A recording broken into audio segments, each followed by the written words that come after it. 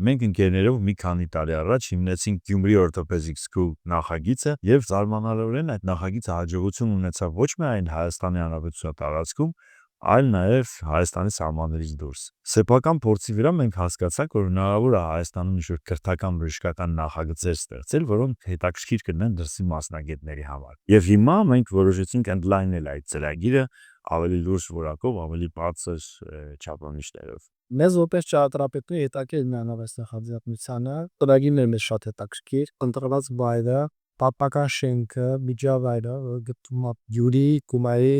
պատմական միջուկում։ Մի պետք է պարոնանք իրականացնել առաջադրանքը, որ մեզ տրվել էր կազմակերպիչների կողմից, ինչպես համադրել պատմական շենքի եւ միջավայրի հետ։ Այն չի գտնվում բարոկ վիճակում, սակայն առաջին իսկ այցից էլ հասկացանք, որ շատ կարևոր պատմական շերտ է, որը պետք է պահպանվի եւ հնարավորինս վերականգնվի իր նախնական ֆրեսկին, եւ սա առաջ բերեց նոր խնդիր, թե ինչպես ավելացնել նոր ծավալները, նոր ծրագրերը, քանի որ գոչ ունեցող շինության մակերեսը բավարար չէր ծրագրի համար, եւ հասկացանք, որ լավագույն տարբերակը բաժանել ծրագիրը երկու մասի, վիրահատարանները կամ ամենամասնավոր փակ տարածքները կենտրոնացան նկուղային հարկում, առաջին հարկում դա ադմինիստրատիվ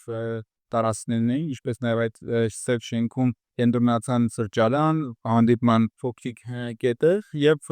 վերևի հարկում արդեն հիմնականում մեկ մեծ ծրագիր, որը դահլիճն է։ Մենք առանձին կոնստրուկցիաների միջոցով ամբողջությամբ պահպանում ենք ներքին պատերը եւ վերականգնում պատուհան եւ դռները, իսկ տանիքը այս նոր կոնստրուկցիաների վրա